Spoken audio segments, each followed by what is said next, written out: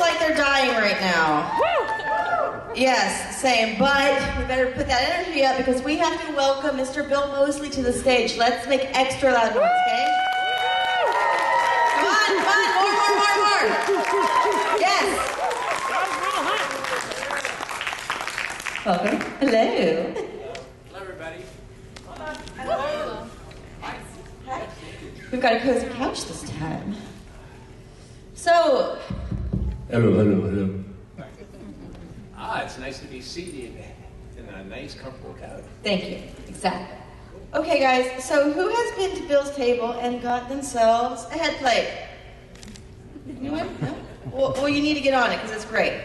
Who has been to Bill's table and got themselves some Tutti Fucking Fruity? No one? What's wrong with you guys? Get over there. Come on now. That's expensive ice cream. How has the show been for you, sir? Always good. Always fun to be back in Atlanta. Love this show. And love you guys. Even the yawning ones. Sunday, you can't hold that against us. That's okay. Because I'm happy to be here. Happy to talk about my work. Always cool to be next to Phil Anselmo. Any of you metal fans? Because Phil and I don't know if you all know this, but Phil and I have an EP out called Bill and Phil, Songs of Darkness and Despair, that we did a couple of years ago, where I went down to Phil's place in Louisiana, in the woods of Louisiana, and we banged out 6 songs on a little CD. It's really cool. That's very exciting. And you have other CDs as well? I do, actually. I have. People, right? I've always, as Chop Top would say, music is my life. Woo! And so I've always been musically inclined. When I was in 4th grade, I picked up the trombone, but it was just too much trouble. So then I moved up, and I was a little boy filled with air. So then I moved up to the tuba in the school band, and I had so much air. I had more air than the tuba, so they put me on the sousaphone. What's that? Sousaphone is the thing that wraps around you with a big bell. Oh, yeah. The tuba is actually, it's outside of your body that, the sousaphone wraps around you. And I never knew what that was called. Yeah. From John Philip Sousa, the guy that wrote all those marches. And so that's what I played. And I was so good, they put me in the all-district band as first sousaphone. And I had no idea what I was doing. I couldn't read music. There was a bunch of little dots on the page. And I just would go, and everybody thought it was beautiful. But the problem was, of course, carrying it home on the bus. Yeah, so. Yeah, for sure. And in the Illinois winter? In the Illinois winter. And then, what I did was I actually moved away from brass to bongos. So that's what I played today, bongos. And it had to start somewhere. Yeah. Started with that. All right. And I had a band with my brothers, the Moseley Brothers Band. And from there, when I moved to Los Angeles, I ended up meeting a very strange guy named Buckethead. And Buckethead and I, along with his drummer from a band called the Deli Creeps, a guy named Pinchface. And Pinchface, Buckethead, and I formed a band called Cornbugs. And so we put out like a bunch of albums. And then after Cornbugs, I met up with a guy named Ronnie Sharon, whose twin brother is the drummer for Marilyn Manson, Gil Sharon. And Ronnie has a band called Stolen Babies. And Ronnie and I got together and I have a band called Spider Mountain. Now there will be a quiz on this, so and we put out an album about 7 years ago called No Way Down. And we have a new album coming out in about probably less than a month called The Devil Rides West. You'd like that. Yeah. So, and it's really cool. It's actually, it's a good album, so. Would you say music was your first passion? Yeah, I'd have to say acting, probably. Artistically, yeah. Yeah. So you've had so many extraordinary roles. What would you say that you are most recognized for? You know, it's pretty much 50-50 between Otis and Chop Top. Yeah. And it's funny because I've done a lot more work as Otis. Chop Top was kind of one and done. But you know, people love Chop Top, and every time there's a new Chainsaw movie out, like one that just came out last week, you know, there's always, you know, everybody revisits the Texas Chainsaw franchise, or whatever you call it, and so there's always new love for Chop Top. Absolutely. Yeah, and I'm only sorry that actually that they, you know, nobody ever decided to do a second movie with Chop Top. Right. Yeah. Right. That should have been the real part 3. Yeah. Continue Chop Top story.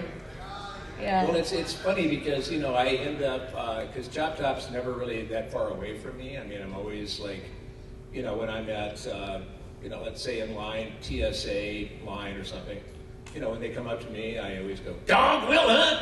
Get that bitch, Leatherface!" And you know, hauled off and shackled. And sometimes you just can't help it. It comes out. Has anyone ever just, when you do that, just turned around and just loved it because they were a fan? Yeah. Yeah. Not at the airport though. Oh.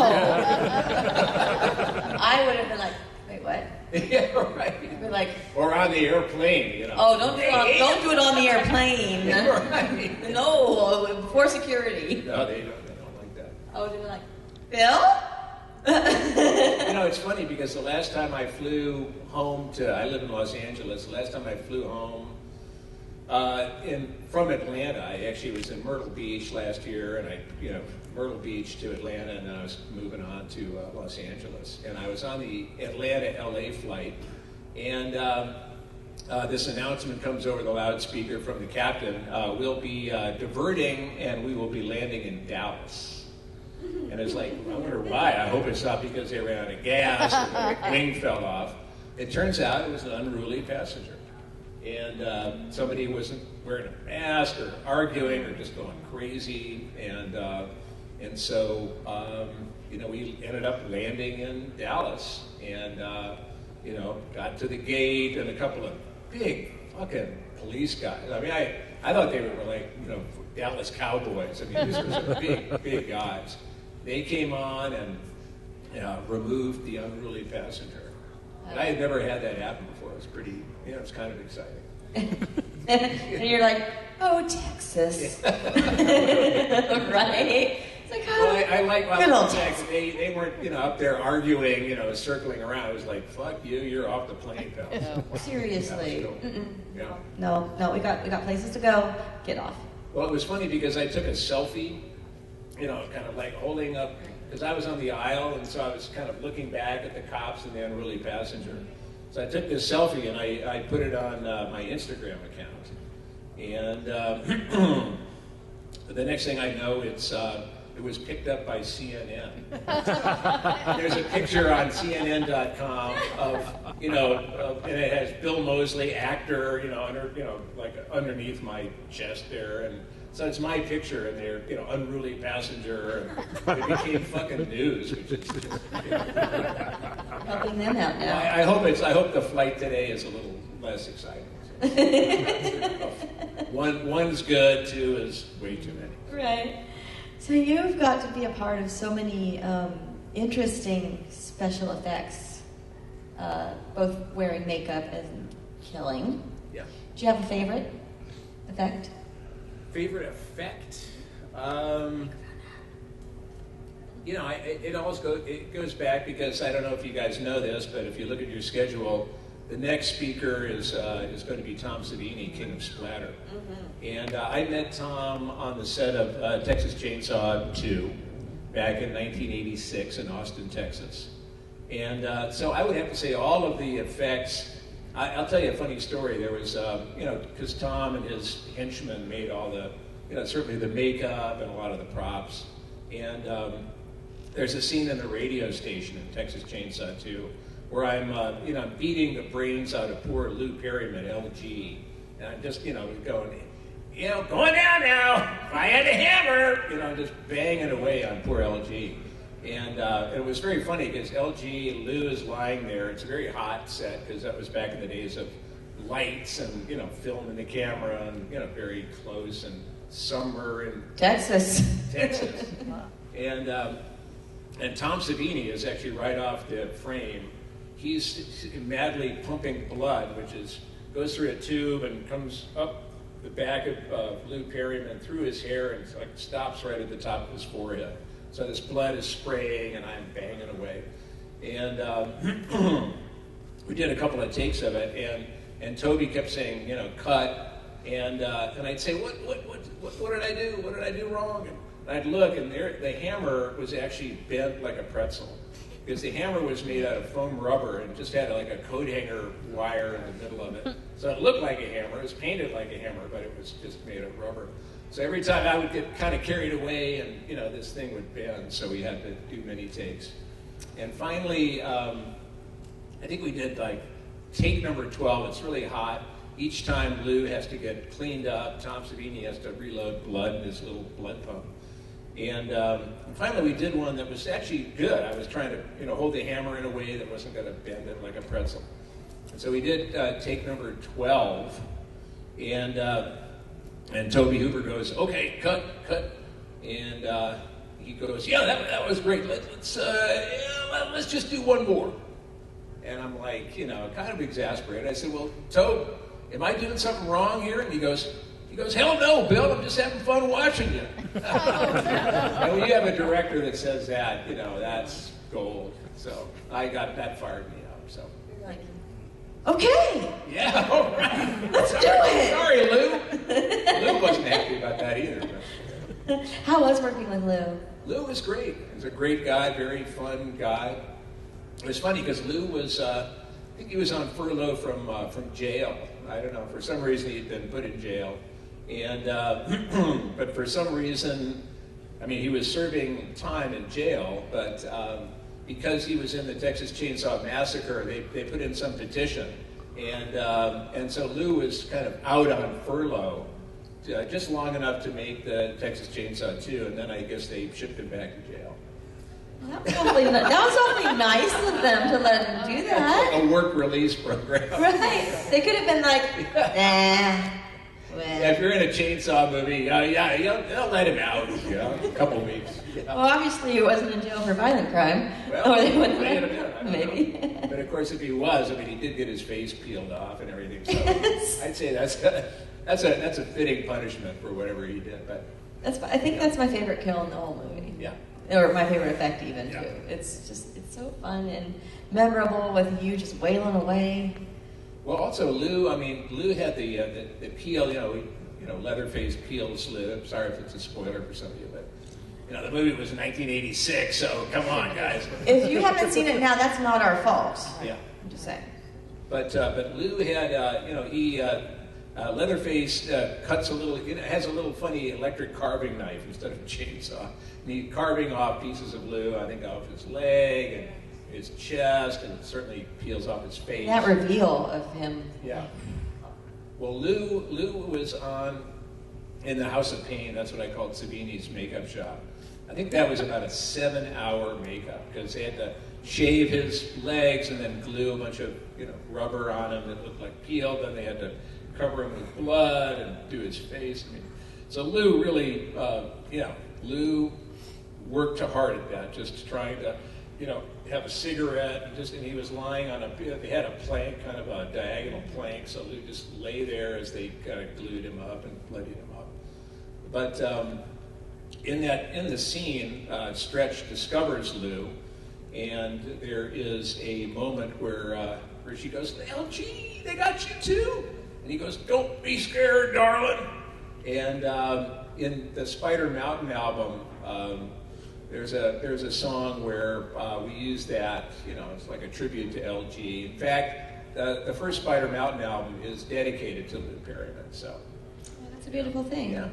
Lou, who was killed by somebody. Apparently, there was some guy who, got out of jail or got out of the hospital and wasn't on his meds or off his meds or whatever it was, and knocked on Lou's door in Texas, in Austin, and killed Lou. Lou opened the door, and I don't know if he was trying to help the guy or whatever, but the guy like stabbed him or did something. It was really weird because I got that. Somebody called me. I can't remember who it was that called me up, and told me what had happened, and I was then tasked with calling Toby, and because Toby was a great friend of Lou's, and letting Toby know that, and it was kind of weird because there was that moment, kind of out-of-body moment, where I'm telling Toby Hooper that Lou was murdered, and it was brutal, and then there was this little part of me going, you know, and just thinking that, you know, both Toby and I were also kind of seeing it cinematically, and we were, you know, we're like chainsaw people, so kind of like, you know, that was just kind of a weird moment there. But Lou was also in Poltergeist. Yeah. And if you remember Poltergeist, there are a bunch of workmen that are, you know, working outside the house, and Lou is one of them. So, you know, Toby used Lou a lot. Lou was a great guy, great daughter. So I don't know where I'm going with that, but well, I'm going R.I.P. LG. Yeah, man. I'm going to go off. That's tragic. Man, what a way. Yeah. Mm-hmm. Well, I'm going to go on a little bit unrelated tangent here. Thank you. Poltergeist was one of the first movies that traumatized me effects-wise. I've been watching horror films since I was 8 years old, and I was just consuming all horror all the time, and nothing fazed me. It was great. I think I was maybe 11. I saw Poltergeist, and when the guy starts ripping off his face, right, and I'm like, I got nauseous, and I was like, yeah. Oh, and I had to turn it off, and that shit's rated P. As an adult, I'm like, what the fuck? Yeah. That scene is one of probably three scenes in a horror film ever that has ever affected me and made me turn it off for a minute, ever. And that's one of them, and that was the first one I remembered. And my mom's like, I told you couldn't watch that, but I was watching all the others, and Texas Chainsaw and Crazy, and I was like, yeah! But that freaked me out. And it's like, my mom's like, freak. Like, what's wrong with you? I see what you watch.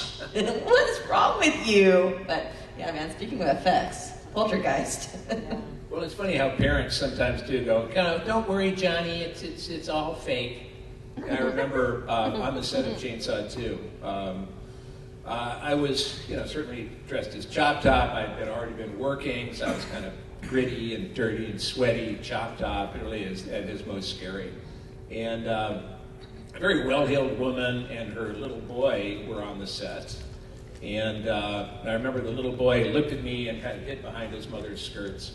And his mother, you know, kind of pulled him around and said, you know, don't worry, he's just an actor in costume. And you know, she walked him over to me. And I remember leaning down and going to the little boy. I went, don't believe it. Yeah. It's also really funny for me. 8 years old, I was hardcore, right? But before that, I was terrified of the Halloween aisle in like the drugstore, and like Woolworths with all the masks and stuff, and I refused to go anywhere near. My mom's like, you would just cry and cry and cry from terror if we even got near it. And I'm like, yeah, I was a little bitch, you know. But I got over that real quick. But yeah, before that, I was a baby. I'm like, wow, I was a wuss. Yeah, I think you knew. Yes, I was just trying to conquer the fear. Yeah. And then I was like, this is kind of fun. You know, it's funny about Poltergeist because during just when they were working on Poltergeist together, it was Toby and Steven Spielberg. And the way I got my job as Chop Top was that I had done a short film, like 5-minute film called The Texas Chainsaw Manicure. I wrote it, produced it, and gave myself a little cameo as the hitchhiker. And I showed it to a friend of mine who was actually a successful screenwriter in Hollywood at the time. It's probably 1984. And my friend said, give me a copy, because I'm right across the hall from Toby Hooper at, I guess it was Paramount Pictures. And so I said, okay, why not? So I gave him a copy of The Manicures on VHS. Some of you might not know what that is. It's on tape back then. And my friend... So it's on VHS and not Betamax. Yes, exactly. Well, my friend walked it across the hall to Toby. Toby watched it. I found this out later. Toby watched it, and then Toby called in his producing partner, Steven Spielberg, and the two of them watched it, really liked it, and on the basis of my 20-second cameo as the hitchhiker, that's how I got hired to play Chop Top. 2 years later. Wow. Because my friend also gave me Toby's home number, which was, very cool, and told me to give Toby a call like a week after I'd given him the tape. And so I did. I got back to New York where I was living, and I called up Toby, and I found a miracle happened that I didn't realize was a miracle until later. Toby answered his own phone at home, and he goes, "Hello?" And I go, "Yes, hi, Toby. Yes, it's me, Bill Moseley." He goes, "Who?" And I said, "I'm the guy that did the manicure." And he goes, "Oh, yeah. Hey, I love the manicure, Bill." And I said, "Oh, good. Well, I'm glad to hear that." And he goes, "Yeah. Now, who played the hitchhiker?" And I said, "Well, that was me." And he said, "Well, if I ever do a sequel, I'll keep you in mind." And I said, "Oh, great, all right." And never heard from him again after that. I think I sent him a postcard. Never heard from him for 2 years. And then, early 1986, on a random night in New York, the phone rings. I could tell it was long distance. Back then, you could hear kind of a sizzle to a long distance call. And it was this guy saying his name was Kit Carson. And I knew who that was from the gossip columns because I think he was married to Karen Black at the time. So he was in like page 6 of the New York Post or whatever. So I knew who that was. And is he the one in Trilogy of Terror? Yeah, Karen Black, Trilogy of Terror. Yeah. And he was in that, right? Pieces. Yeah. He wasn't, but he also wrote Paris, Texas. He was a screenwriter, like shaggy, blonde-haired guy, nice guy. But anyway, he was calling up and said, "Is this Bill Moseley? I want to send you a copy of Chainsaw 2, a copy of the script." And there was a big part of me that wanted to say, "Fuck you, who is this really?" Because it felt like I was being pranked. And anyway, but because of the sizzle, I knew it was long distance, so I gave this guy my address. And this was before the internet, so a couple of days later, the script appeared in a manila envelope in my mailbox. And I was told to read it and to definitely to focus on Chop Top. And I think maybe in the first script it was called Platehead, but because I think there was a conflict with Masters of the Universe characters or something, that they changed it to Chop Top. So I looked at it, I read the script, I thought it was hilarious. Chop Top was a big part. And I called Kit back and I said, "Hey man, I read the script, it's great, I love it, it's funny." He goes, "Really, you like it?" I went, "Yeah, I like it a lot." And he said, "Well, we'll be in touch." And a couple of days later, I got a call from the Canon Films legal department saying, "Do you have an agent or do you want to negotiate your own contract?" And I said, "Well, let me get back to you." And I did not have an agent. I was a writer, freelance writer in New York. But I had met one at a Christmas party a month earlier. So I called her up. She was at William Morris. And I said, "Would you negotiate a contract for me?" She said, "Sure," because for an agent, it's kind of free money. And so she did. And that's when she called me back and said, "Well, they want you to play this character Chop Top in Texas Chainsaw Massacre Part 2. And I was going, "Wow, that's awesome." She said, "Well, that's the good news. I mean, there is some bad news." I said, "Well, what's the bad news?" She said, "Well, they're only going to pay you scale." And, and I was thinking, geez, I'm thinking like scale, like on a fish, scale, what is that? And so she said, "Oh, I think it's like $1,700 a week." And I was thinking, well, shit, I make like $200 a week. That sounds pretty good to me. That's not bad news. And she said, "Yes, well, okay, well, there's more bad news." I said, "Well, what's that?" He said, "Well..." That bad news actually wasn't that bad right now. Yeah. And I said, well, and she said, well, you know, it's a makeup and there's a plate in your head and everything, so they want you to shave your head. And I went, okay. She said, oh, well, I told them you were a working actor and that, you know, they'd have to compensate you until your hair grew back. So they've agreed to pay you $5,000 to shave your head. I was thinking, Extra. that's the bad news, and you know, that's how the job done. So. Yeah, man. That's amazing. Do we have any audience questions? All right. Yes. It's you. Yes. Hey, Bill, I was wondering if you could talk about Silent Night, Deadly Night a little bit. Oh, yes. One of my favorites. Silent Night, Deadly Night 3. Yeah. I don't know. I mean, Monty Hellman was the director of Silent Night, Deadly Night 3, the great American auteur. He was going to, you know, try his hand at a horror movie. And for some reason, he just looked at me and said, you know, you're my Ricky.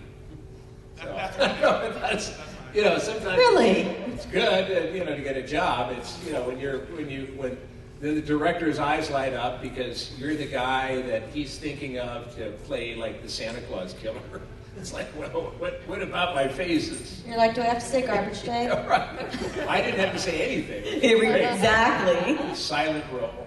And it was great working with Monty Hellman. I will tell you a story about that. As a early in my acting career, the one thing I was really scared of was having to cry. I really thought that because I was raised by a Marine, raised by wolves in Illinois, you know, I mean, that's the one thing. I certainly wasn't, you know, going to be, you know, soft and cry. You know, I mean, to me, that was like terrifying. And anyway, so there was a scene where I have now been invited, even with my brain cap, with like a rubber brain, and I had some orange juice swirling in it, and there were little lights blinking on this half dome, looked like a salad bowl on my head. You know, I'm wearing a nightgown and paper slippers. It looked like one of those hair dryers. Yeah, Right? right. And so so there was a scene where a kindly old lady has invited me in. It's Christmas Eve. You know, she's feeling that Christmas spirit. Beautiful, old, wonderful actress, nice old lady. She invites me in. She invites Ricky, the Santa Claus killer, in, thinking he's a homeless guy. And she sits him at the dinner table, and she goes into the kitchen and comes back out with a bowl of turkey soup. And so my job, you know, the scene is, you know, I've got this kind of, I don't know, stocking caps kind of stuck onto this brain cap. It's just really about as absurd as you can get. And I'm sitting there like this kind of zombie guy, and you know, the smiling old lady comes in with a bowl of turkey soup. And I made an actor's choice. I'm left-handed, so I thought it would be kind of more awkward if I, you know, ate the soup with my right hand. So I had a spoon in my right hand, and I'm just about to put the soup to my lips, and I look up, and here's this old lady, you know, the one that's invited me in. She's smiling at me, and in that moment, for some reason, the tears started pouring out of my eyes. I went down, and it was just so, it was peaceful, she was so loving. I don't know what happened, but all of a sudden, you know, I'm about to have that turkey soup, and tears start rolling down my cheeks. And I remember, I'm putting the spoon back down into the bowl, and I remember Monty Hellman, the director, going, and cut. This whisper. And so, you know, to save the moment, and they cut, and the crew started to applaud. Wow. And I just remember just thinking with this blinking brain cap and tears coming down my face. I had scars and all kinds of shit. And I just thought, this is fucking weird. But I've been able to cry ever since then. So that was my... Thank you for reminding me of that. I saw another one over here somewhere. Yes, Devil. You've worked with some really big names, Toby Hooper, Dennis Hopper, Karen Black. Has there ever been a moment where you've been starstruck? Yeah, so I did a movie called Pink Cadillac with Clint Eastwood. And, there was absolutely a moment, Clint, it was funny because Clint never auditioned people in person because a lot of times they would get so overwhelmed. It's Clint Eastwood. Right. And so Clint usually hired his casting people hired by tape. And tape back then wasn't self-tape, it was, tape of movies you'd done before. And so I got hired as Daryl, one of the white supremacist gang, by Clint because of Chop Top. They had gotten the footage of the chainsaw of Chop Top and Chainsaw 2. So anyways, I was on the set with Clint, and it was my birthday, I remember. This is probably 1988, 89. And there's a scene where I'm guarding, I think, Bernadette Peters or something in some little cabin in the woods. And Clint has kind of got some, funny persona, and he's coming up, and we've met before, apparently at a bar. And so Clint comes up and goes, "Hey, Daryl, how's it going?" I go, "Oh, it's good." And we're having our little chat. And then there's some noise from the cabin. And I'm supposed to turn. As I turn, Clint's supposed to hit me on the head with the butt of his pistol, knock me out. So, I'm sitting there, and I remember thinking that I was almost like, it was like I was inside my head, like looking out the windows of my eyes. I was very objective, and I'm going, "Holy fuck, that's Clint fucking Eastwood." Looking at Clint, going, trying to be in the scene, but it's like, fuck. And so the director was Clint's old stunt guy named Buddy Van Horn. And so I hear action. And so I'm talking to Clint, we're having our little talk, and then I hear the noise, and I hear the noise, and I literally jump as Clint's trying to hit me on the head with the butt of his pistol. And I moved so quickly, he missed me. And Buddy goes, "Cut." He goes, "Bill, it's a rubber gun. I mean, it's not going to hurt. So you got to just, turn. You don't have to jump out of the way." And I remember turning around and saying, "Well, yeah, but I've seen too many Clint Eastwood movies." Clint got a kick out of it. So. Anyone else? You, right there. Yes, you. Big House of a Thousand Corpses fan. Yeah. What was your favorite part of working on that movie? Well, getting the job. Honestly. I like all of that stuff. I mean, I love doing that. We did, actually one of my favorite moments was when we were shooting House of a Thousand Corpses on the back lot of Universal Studios in Burbank, California. And I just remember the House of a Thousand Corpses was actually the chicken house, the chicken ranch in Betsville Whorehouse in Texas. So we repurposed it to House of a Thousand Corpses. So no more singing Dolly Parton. Now it's, Otis and everybody else. So at one point I come out, I'm wearing Mr. Willis's skin. I got the chest, I got the face, the skin of his arms. I'm covered with blood. And they say cut. And so I go outside of the house and stand on the porch just as a tram ride of tourists is coming on a Universal tour, and you hear this guy going, "And on your right, you see the Rob Zombie's House of a Thousand Corpses being shot." And I remember just covered with blood and other people's skin, just kind of waving as the tram goes by. They're like, "Oh, fuck." So anyway, that was probably my favorite. All right, Creature Cosmetics. What would have to happen All-American Massacre? You would have to talk to Toby's son. I don't really know.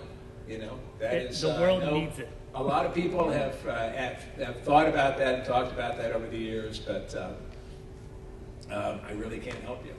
I wish I could. Right. But thanks. Right there, right to the back. Yeah, yes. What was it like to do your cameo in Night of the Living Dead for Tom Savini? Well, it wasn't a cameo, but it was funny because Tom, of course, I knew from Texas Chainsaw 2, and I remember he sent me the script when he got the job as director, because he worked with George Romero so much, and George gave him his shot, and Tom sent me a copy of the script, and said, read the script and pick any character you want. And I said, great. So I read it. And of course, I'm thinking, like, I'm going to pick the character that has the most scenes, because that's the most time on set, meaning the most money I'm going to make. I wish it were more artistic than that, but it was money. And so I wanted to play Harry, the bad guy in the basement that ultimately was played by Tommy Tolles. And so I called Tom up. I said, I love the script. It's great. I want to play Harry, the guy in the basement. And Tom said, pick any character, just make sure it's Johnny. I was like, oh. So I went. I knew that it was a short-lived character, but I did know that he got to utter one of the famous lines in horror. They're coming to get you, Barbara. And if you open the movie, it's very important. Very important. So I ended up. There was a Boris Karloff movie called Die Monster Die. I don't know if y'all know that. But that's what I used. That was, again, back in the days of tape. So I rented Die Monster Die and kept playing it over and over again to get Boris Karloff's accent. So that's where I got that. And then there was a long scene where Barbara and I have a long walk from the car to our mother's gravestone. So I said, and I say, they're coming to get you, Barbara, right at the beginning of the walk. So as we're moving through the graveyard, there was kind of a silence. So I added, they're horny, Barbara. They've been dead a long time. And George Romero liked that, so it stayed in the movie. Thank you. All right. Yes, sir. Being many horror franchises are doing sequels where they ignore certain sequels to certain events, are there any characters that you've been in a movie where you passed that you wish you could bring back in some form or another in a sequel? Well, certainly Chop Top. Yeah. Oh, yeah. I mean, absolutely. And it's so funny because everybody, I think Jeff Burr directed Chainsaw 3, and the whole idea, and David Chow wrote the screenplay, and it was all about, everybody really treated Chainsaw 2 like it was just like, like Toby was drunk and, made this crazy, movie that had nothing to do with, the original gritty horror of Texas Chainsaw. And so everybody has kind of avoided anything to do with, with Chainsaw 2, and therefore with Chop Top. So I would say Chop Top is certainly a character I would love to see brought back. It was funny because when I got the call for Chainsaw 3D in 2013, I guess it was, and I remember getting a call from the producer, Carl Mazzacone. And he said, we want you to be in Chainsaw 3D. I guess it never was 3D, but that's what it used to be called. And I said, great. He goes, yeah, we want you to play the cook. And I'm thinking, like, what? I mean, that's like asking, Curly to come back and play Mo. It's like, what? Wait a minute, me? I'm Chop Top. I said, what about Chop Top? He said, well, we don't have the rights to Chop Top. So for that movie, they had gotten the rights to the original, but Chainsaw 2 is owned by Sony Pictures, and therefore it's a whole different rights thing. Anyway, that was a funny story because, I was going to play Jim Sedow's part, which I thought was great because I love Jim. Him and his wife, we used to send Christmas cards, and we're buddies. And so I was happy to play, and I wanted to play Jim because I wanted to make sure that nobody else fucked it up. And I remember the producer saying, well, yeah, so we're going to have to get you a fat suit. I said, well, why? He goes, well, for the cook. I said, well, the cook, Jim Sedow, he was a gaunt man. He wasn't fat.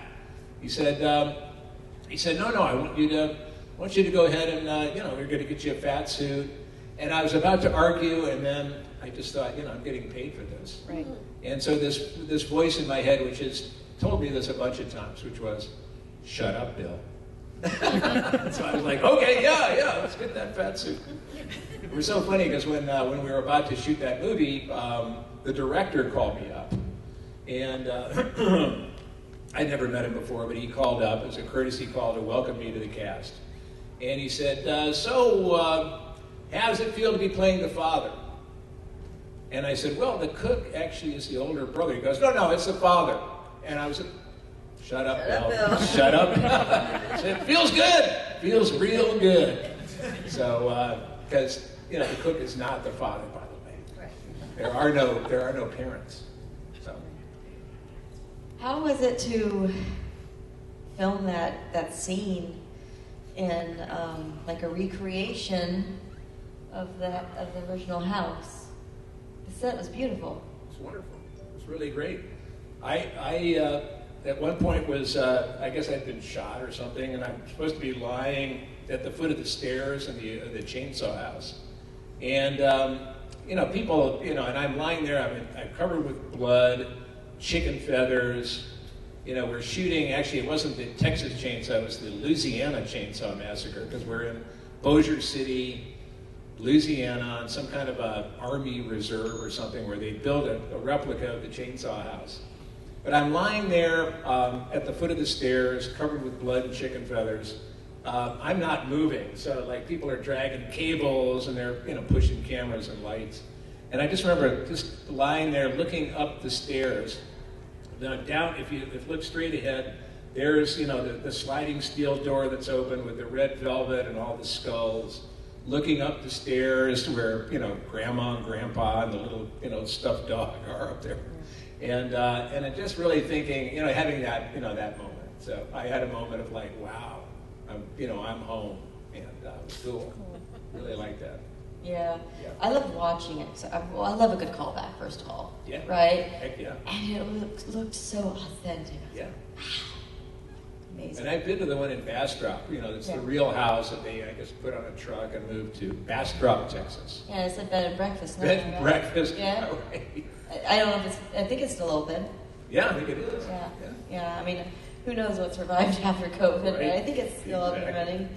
Okay, more questions. Yes. Can I get you to talk like Chop talked again when he was in the radio station and he wanted Leatherface to go after the girl? Get that bitch, Leatherface! Get that bitch! Yes. Donald Wilson. That'll be $20. Can you touch on what it was like to be a dead act in Army of Darkness? Yes. Army of Darkness, yeah. I mean, I auditioned for the part. I didn't even know what I was auditioning for, but his friend Sam liked Chainsaw too, Chop Top again. Chop Top has brought me just about everything good in my acting career, so thank you, Chop Top. But I had auditioned, I think I recited the poem, The Jabberwocky, because I think they wanted an English accent or something, so I was trying to do the Jabberwocky with an English accent. It was brilliant with the sliding toes, the gyre and gimble in the way. But I got the job as the new captain of the Army of the Dead. And it was a good gig. They were very cheap, but it was a good gig, and I got to ride a horse. It was a little scary because I had about 15 pounds of rubber from good old KNB. I had a patch over one eye. I had a sclera lens, which is like a contact that covers literally half your eyeball, and it's opaque. It's white. So I had a blind left eye. I had an eye patch over my right eye with like a little pinhole in it, so I could barely see. I was in the saddle of a horse. It was 4 a.m. I was told to take the reins of a second horse that had like a rubber skeleton in the saddle. And my job was to, say, charge and gallop down a hill through a sea of extras with real torches and real pikes, which were like spears. And we ended up doing that, I think, 3 takes. And in each take, I remember praying that I would stay in the saddle. Please keep me in the saddle, because I'm towing a horse. I can't see. I don't know what the hell's going on.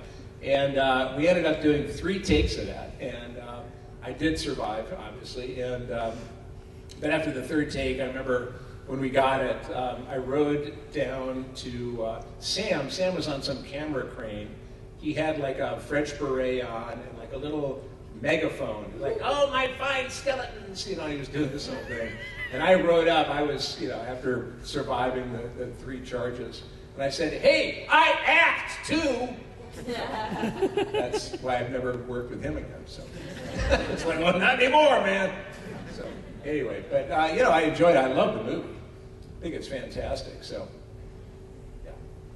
On our podcast, The Dolls of Horror, one of our segments is prop we would like to own. And we have some very interesting things that we want to own. In Army of Darkness, by the way, we wanted a bone flute. Yes, that looked good. Desperately wanted the bone flute. Right. But is there any prop from a movie that you really wanted to take, but I mean, you couldn't get it? Yes. It would be my white suit, hat, and red gloves from Prisoners of the Ghostland. I did want that because they had about 20 measurements that they, you know, so they really tailored that white suit. I don't know if you all have seen that. It just came out like 6 months ago. Prisoners of the Ghostland. And I play the governor. It's a Nicolas Cage movie, shot it in Japan at the end of 2019. And directed by Sion Sono, who's a fantastic, I don't know if you guys know that director, amazing stuff. If you're all horror fans, want to see something really funky, you can go with Cold Fish. I'd say start there or Tag. There's a bunch of movies he has done. He's really amazing. He's right up there with Takashi Miike. You know, he's awesome. But anyway, I had this beautiful white suit with a white hat, some red gloves, white shoes, and they did lots of measurements, but I don't know where that suit is now. I wanted that. Unfortunate. We also, that could double another segment we do as fashion moment. So that would be your fashion moment as well, I presume. Well, no, I would say I would stick with, I do have my my Chop Top costume. Yeah? The original? Yeah. That's amazing. No, that's amazing.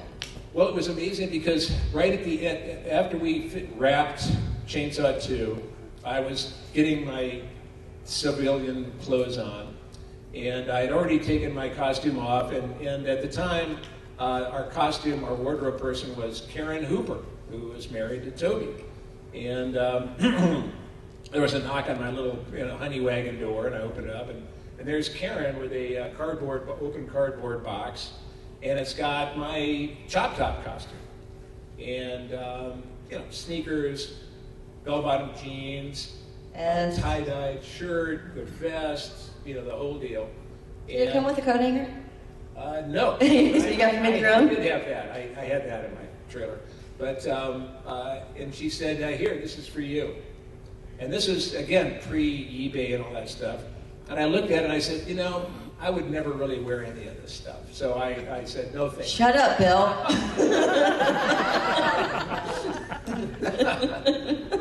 And mercifully, the set photographer, Eric Lasher, said, I'll take it. So he ended up taking it.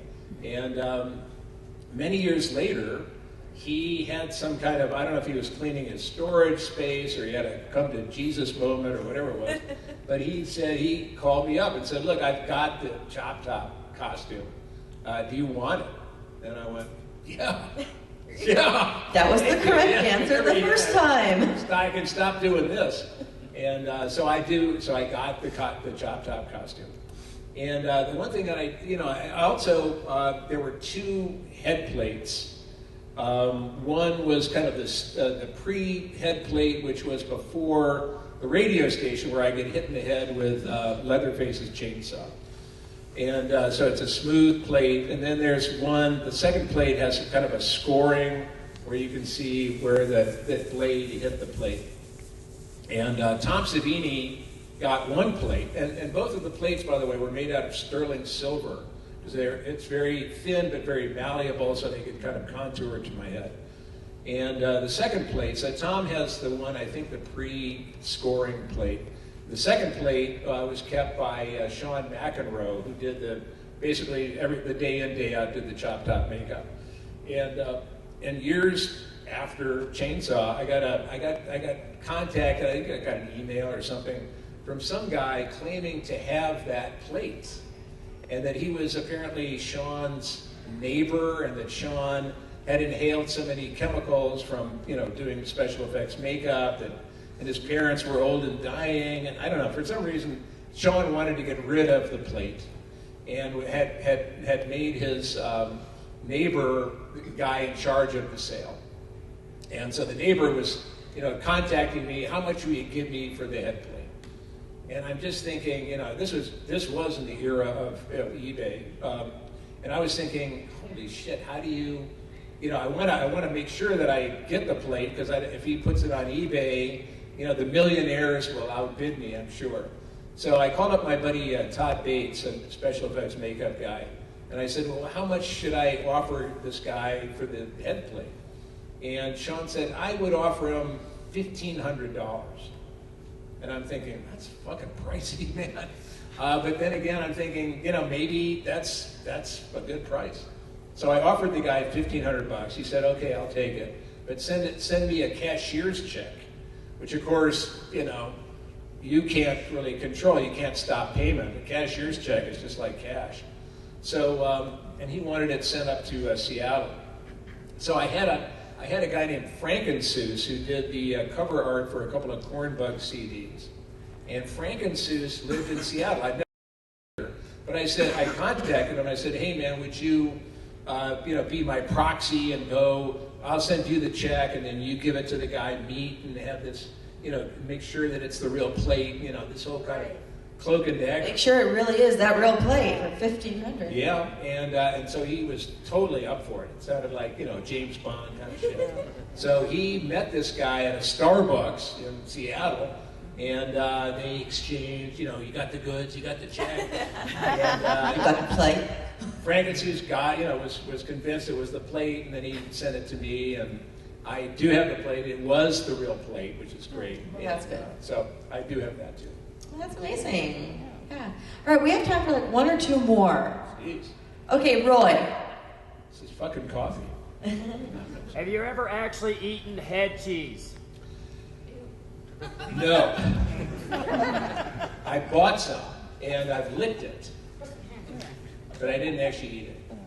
I licked it. When I was making the chainsaw manicure, my wife gets into the truck at the end of the chainsaw manicure with a beautiful manicure and nice hairdo. She goes, look, honey, I got the best manicure ever.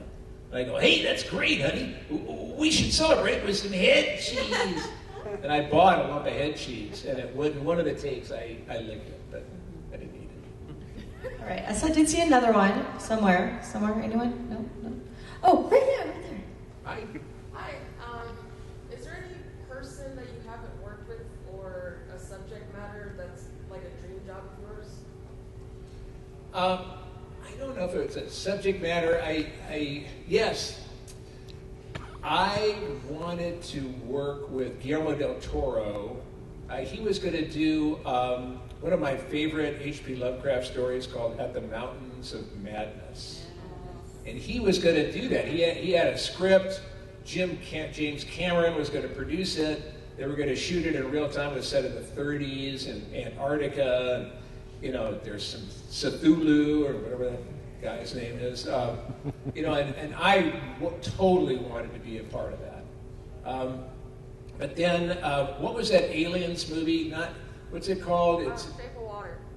No, it was Aliens, but it. Yes, thank you. Prometheus. Yes, and apparently Guillermo thought that covered kind of the same material or something, so that never happened. But I would have crawled across broken glass to just be a part of it, So I don't think that's going to happen. I have one wrap-up question. Okay. And we talked about, of course, all the roles that you are most known for and the things that we all love you for. Is there a certain movie or project that you have been a part of that maybe is not so well known that you want to share about, so maybe we can go seek it out?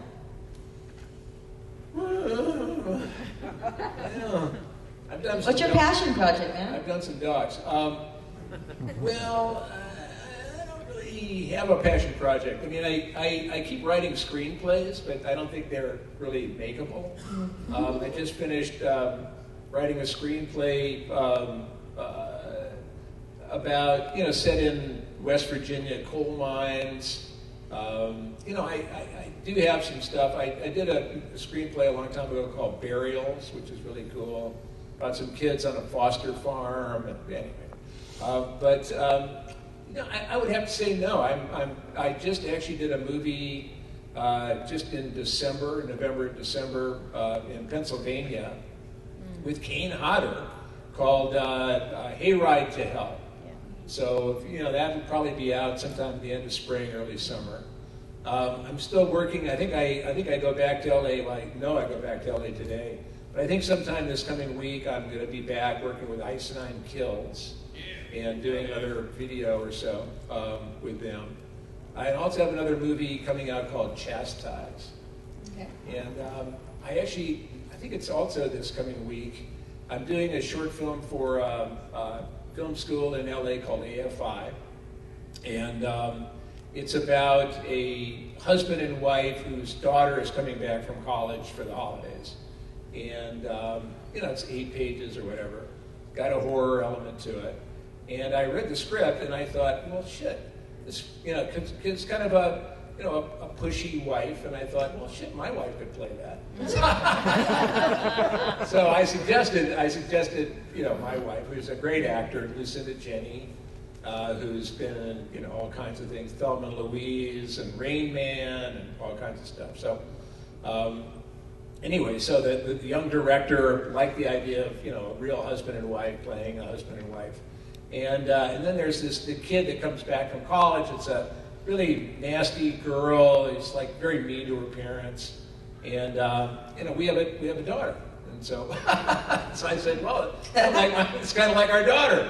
So the three of us are going to do this movie sometime coming this coming week called Home for the Holidays. All right, well, stay tuned for that whenever that comes out. Thank you very much, Bill. Give it up, guys.